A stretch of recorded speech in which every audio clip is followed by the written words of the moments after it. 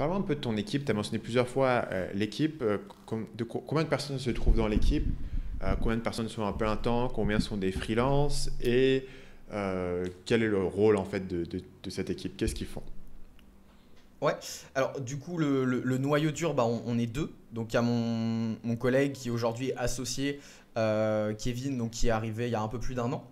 Tu vois. Donc moi, je cherchais vraiment quelqu'un qui puisse me compléter. C'est-à-dire que j'ai la vision globale, j'ai l'aspect stratégie, le côté fonceur, mais je manque parfois de rigueur, notamment dans la création des produits. Tu vois, je suis pas très minutieux. Mhm. Donc je cherchais quelqu'un qui est plus ce côté, bah, voilà, peut-être un peu plus universitaire, rigoureux. Et donc bah, Kevin matchait parfaitement. Je l'avais rencontré parce voilà, il m'avait interviewé, il m'avait contacté sur Facebook, il avait aussi un blog dans le domaine de l'éducation pour réussir Ok. ses études. Du coup, je l'ai recontacté parce que je cherchais quelqu'un pour m'aider pour les appels de vente. Du coup, je lui ai dit, bah écoute, pourquoi pas, est-ce que ça te dit de tester tout simplement cette partie-là avec moi. Je pense que le projet peut te plaire parce que lui aussi, il kiffait le domaine de l'éducation, les apprentissages, le cerveau, le développement humain. Donc il m'a rejoint comme ça et là bah, voilà, on bosse à temps plein et lui il est associé. Et puis ensuite petit à petit on a recherché bah, d'autres personnes pour rejoindre l'équipe. Et donc notamment des coachs. Donc des coachs pour faire bah, à la fois les appels diagnostiques, les coachings diagnostiques, les coachings découvertes, et en même temps évidemment animer les ateliers. Parce qu'aujourd'hui, bah voilà, on fait une dizaine d'ateliers par semaine. Donc moi, je ne peux pas faire les 10 ateliers. Donc on a une équipe. Donc par exemple, on a le coach qui s'occupe des plus grands. Donc, on a Elodie par exemple qui fait le coaching avec les ados. Ensuite, on a le coach qui fait on a Sandy qui fait spécialement avec les mini-pousses. Tu vois, donc avec les moins de 7 ans. Donc voilà, comment un petit peu on se répartit le travail. Et parmi ces coachs-là, il y en a aussi qui aiment créer du contenu. Donc il y a Elisa et Marine qui ont commencé à rédiger des articles pour le blog, pour reprendre le blog. Et voilà, et peut-être qu'on va aussi se lancer, leur proposer de faire du YouTube. Voilà, donc c'est des profils quand même assez polyvalents. C'est-à-dire que je me suis pas dit, ok, je vais trouver juste un closer, juste un commercial. Je suis parti plutôt dans l'idée de bah voilà, trouver quelqu'un qui soit raccord avec la vision, qui kiffe le projet, qui a envie de développer des compétences, qui aime bien évidemment communiquer, qui est quand même à l'aise à l'oral, hein, ça c'est super important, mais qui ait quand même des compétences de coach. Voilà, de coach ou d'éducateur, de thérapeute. Et du coup, toutes ces personnes, tu les as recrutées finalement sur une durée de temps assez courte, sur l'échelle de quelques mois. Ouais, c'est ça. Bah, du coup, cette année, donc on était deux. Ensuite, on a été trois pendant plusieurs mois depuis 2020. Et là, on est environ 6-7 personnes à bosser à temps plein sur le projet. Donc tu as passé quand même beaucoup de temps, j'imagine, à faire du recrutement parce que ça prend du temps de trouver les bonnes personnes. Ouais, ouais, ouais, c'est sûr, ça prend énormément de temps. J'essaye de recruter dans mon audience, mais là la difficulté que j'ai rencontrée à nouveau, c'est que bah, mon audience, c'est des parents. Et Ouais. donc, bah, forcément, un parent, évidemment, peut avoir son expérience, ça peut être super intéressant, mais nous, on essaye de garder aussi quand même ce côté, bah, tu vois, grand frère, un petit peu cool, Hmm. dynamique. Donc, il y a aussi ce truc de dire, bon, voilà, on a évidemment des parents, c'est important, mais on veut pas que des parents non plus dans l'équipe. Euh, donc, donc j'ai dû chercher un petit peu sur d'autres sources pour trouver des candidats. C'est vrai que ça prend énormément de temps, ça demande beaucoup d'énergie. Et voilà, et au début, bah, tu fais des tests. Nous, on propose aux gens de bosser à temps partiel au début, évidemment, pour tester, voir si ça fit. Et ensuite, si ça le fait, bah, on leur propose éventuellement de rejoindre l'équipe à temps plein et de continuer avec nous l'aventure, quoi. Tu as un process de recrutement particulier pour identifier à qui est-ce que tu vas proposer cet essai à temps partiel? Comment est-ce que tu sélectionnes les gens? Ouais, alors là pour l'instant je sélectionne des personnes qui ont à la fois cette expérience peut-être de coaching, d'éducation et autres, mais qui ont quand même aussi une casquette d'entrepreneur. Tu vois, que ce soit de commerciaux, marketing, vente, management. Je cherche aussi des gens qui soient pragmatiques, tu vois. Ce qui n'est pas super évident du coup comme interaction parce Ouais, que du coup tu as des gens qui ont l'habitude de travailler avec des enfants, peut-être dans des secteurs un peu plus du public, etc. L'autre, c'est des gens social, qui sont humain, des, ouais, ouais, des ouais. gens qui sont des commerciaux, qui ont peut-être pas cette expérience enfant. Il me semble que enfin, le Venn diagramme que tu cherches, là, c'est pas si évident que ça. Euh, Yes, ouais. comment est-ce que tu les trouves? Comment est-ce que tu génères ces personnes? Bah, t'as mis le doigt sur, sur la problématique qui est que bah, dans l'éducation, en même temps, c'est aussi un avantage hein, parce qu'il y a peu de concurrence finalement. Hmm. Il y a peu d'entreprises qui se lancent dans ce Ouais. domaine-là parce que bah, voilà, c'est souvent rattaché au social, au public, à l'éducation nationale. Et nous, bah, voilà, on prend ce contre-pied en disant bah, voilà, on ne peut pas tout attendre de l'école. Le système scolaire, c'est un système qui est largement dépassé. Même voilà, à travers des recherches scientifiques, on voit qu'il y a beaucoup plus optimal pour la prochaine génération. Donc à ce niveau-là, bah, on se démarque, mais effectivement, ça attire quand même beaucoup des profils, bah voilà, très humains, le côté social, le côté voilà, zen, maman zen, parentalité bienveillante, etc. Donc j'essaye justement de trouver le scope entre, Hmm. bah, effectivement, forcément, je cherche quand même des gens humains qui soient pas des gros requins et qui veulent quand même, qui soient alignés avec la mission et les valeurs, mais en même temps des gens pragmatiques qui ont envie, voilà, qui ont envie de bosser, qui ont envie de communiquer, qui ont envie d'aller chercher des résultats aussi, tu vois. Et c'est pas toujours simple. Du coup, voilà, je cherche et petit à petit, je trouve. Hmm. T'as eu du coup des conflits au sein de l'équipe sur cette idée de voilà, toi t'es quand même un mec qui a voulu monter un business dès le départ, tu fais du Facebook Ads, tu as suivi Sam Ovens versus des gens qui travaillent avec des enfants. Est-ce que c'est une tension? J'ai déjà vu des business qui avaient un peu cette tension entre certains employés et le fait que bah, l'entrepreneur il était là aussi pour grossir son truc. C'est un truc que tu as vécu? Ouais, alors surtout, je le vis pas mal avec des personnes que je prends en test. Mhm. C'est-à-dire, en gros, bah, on fait l'entretien. Elles remplissent le formulaire, on fait l'entretien. Elles me disent, bah, je leur explique, hein, voilà, elles me disent qu'elles sont super chaud patatos, qu'elles sont partantes, motivées et tout.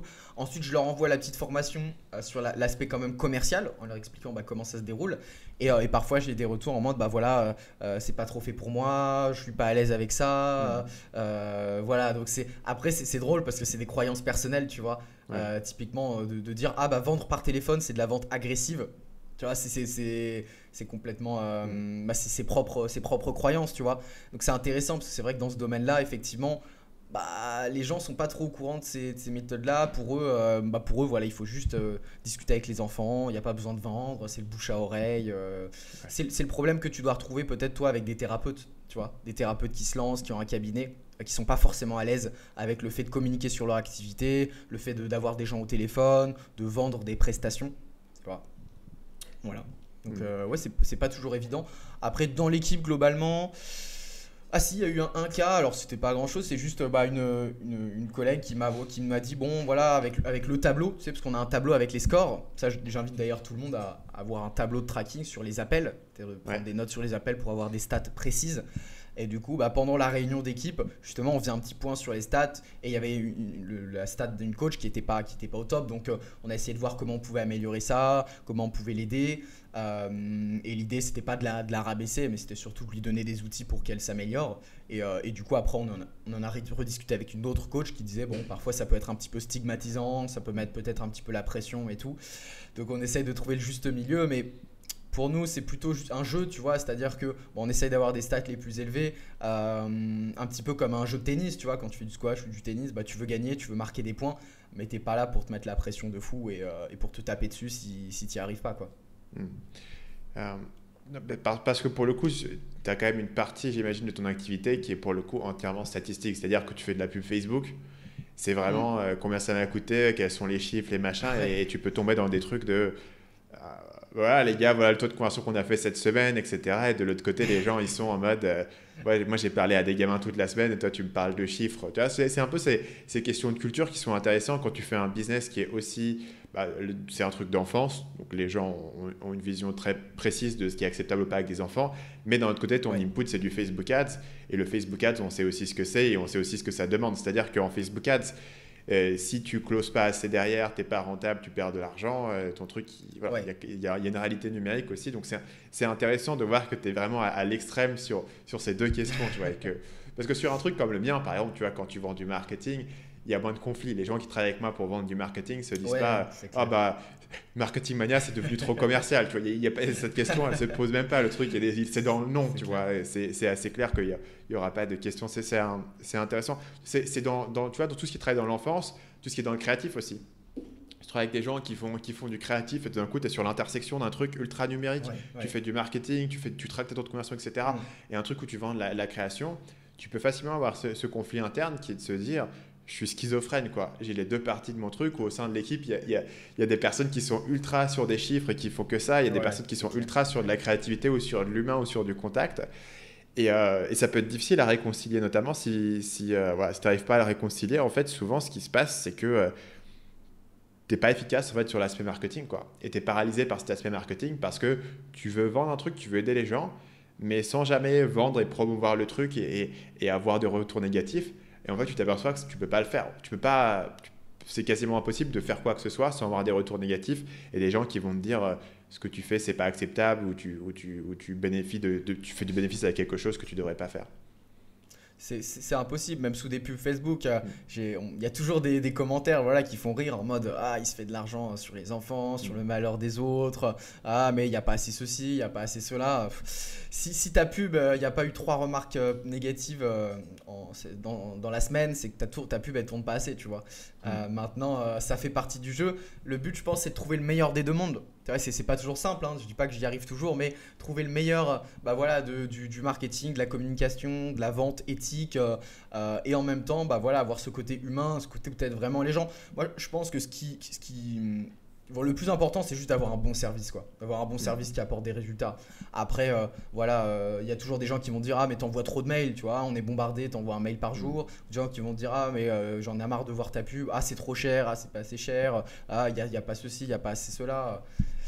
Tu peux pas passer à côté, quoi. C'est obligé. Et après, au bout de quelques temps, tu fais même plus attention, quoi. C'est juste du bruit. Donc ça a arrêté de t'affecter et t'es passé outre. Globalement, ouais, ça m'affecte plus trop.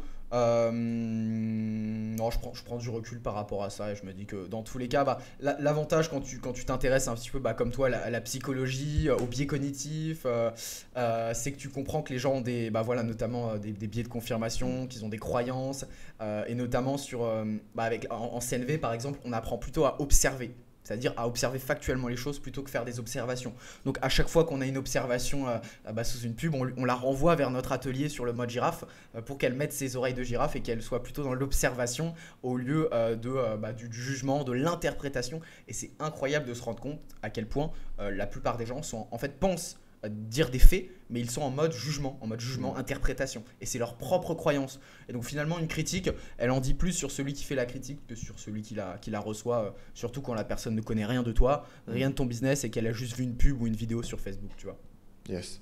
Donc ça aide à prendre du recul. Albin, il y a 3 questions que je pose à tout le monde pour terminer ces interviews. La première, c'est est-ce qu'il y a un livre que tu recommandes souvent ? Ouais, c'est le livre moi qui a transformé ma vie quand j'avais 16 ans.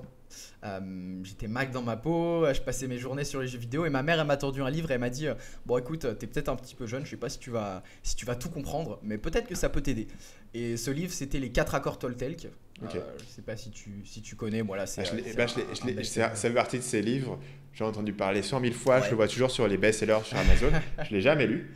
Ouais. Et du coup ça m'intéresse parce que du coup c'est plus un livre qui va traiter sous un angle assez spirituel il me semble. T'en as tiré quoi à l'âge de 16 ans ? Bizarrement, tu vois, je me souviens que moi j'avais lu ce livre et en fait ça m'avait mis une grosse claque. En fait, j'étais vraiment en mode, tu vois, la posture de la victime, tu sais, de l'ado un peu victime / rebelle, tu sais, qui s'en fiche de tout, qui s'intéresse pas trop aux choses, qui pense pas trop à la suite. Et du coup, je me suis dit, waouh, mais attends. En fait, ça m'a planté une petite graine et cette graine, en fait, c'était de me dire, j'ai du pouvoir, je suis capable d'agir, d'établir des objectifs, de progresser, de me dépasser, d'évoluer. Donc, au-delà du contenu même du livre, c'était surtout de casser des croyances, en fait, et de me dire que on peut être meilleur que ce que l'on croit et on a plus de potentiel que ce que l'on croit. Donc, c'est vrai que c'est un livre plutôt spirituel, mais j'avais bien aimé, par exemple, de ne pas faire de suppositions ou bien voilà, d'avoir une parole plus positive. Tu vois, bon, là, il dit que votre parole soit impeccable. C'est dur, effectivement, mais ça m'avait donné en tout cas une direction à suivre, un chemin que j'ai suivi après au cours des prochaines années, quoi. Donc voilà, c'est ce livre-là que je recommanderais pour démarrer. Donc les 4 accords Toltec. Le conseil suivant, c'est si tu pouvais revenir en arrière et donner un conseil à ton toi-même de 20 ans, qu'est-ce que ce mec-là, il avait besoin d'entendre ? Alors 20 ans, c'était il n'y a pas si longtemps pour moi. Ouais, c'est vrai, c'est vrai. Peut-être que j'aurais dû revenir plus tôt. Peut-être que j'aurais dû revenir à 16 ans du coup. Ouais, 16 ans, ça me parle. À 16 ans, j'étais. Comment dire? Je me culpabilisais beaucoup en fait. C'est-à-dire quand tu démarres le développement personnel, la psychologie, tu as en fait une cassure entre ce que tu crois que tu peux devenir, tu sais, dans les livres, les vidéos de motivation, tu te dis que tu peux être génial et tu regardes ta vie en fait. Et tu te rends compte que tu es un gros loser. Et en fait, je me culpabilisais beaucoup, j'avais tendance à m'auto-flageller. En fait, ce que je me dirais tout simplement, déjà je me prendrais dans les bras, tu vois. Je me dirais, écoute mec, t'es un gars super, reste positif, garde confiance en toi, fais-toi confiance et tu vas voir que ça va bien se passer. J'aurais peut-être arrêté l'école un peu plus tôt parce que T'as pour le arrêté à coup, quel âge? moi j'ai arrêté à 19 ans. Ok. J'ai fait une année en études supérieures, mais je me rends compte qu'en fait j'aurais pu Et donc, démarrer même avant ça. t'aurais Tu vois. arrêté à quel âge du coup? Après le bac? Juste après mon bac, voilà. J'aurais arrêté juste après mon bac parce que voilà, je pense qu'aujourd'hui le système scolaire en fait te fait rentrer dans un moule et te prend plus qu'il ne t'offre.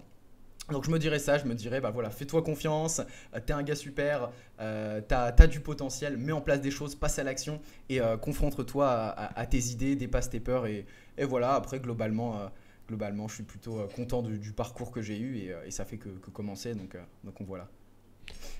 Finalement, Albin, est-ce qu'il y a un proverbe ou une citation qui te vient souvent à l'esprit?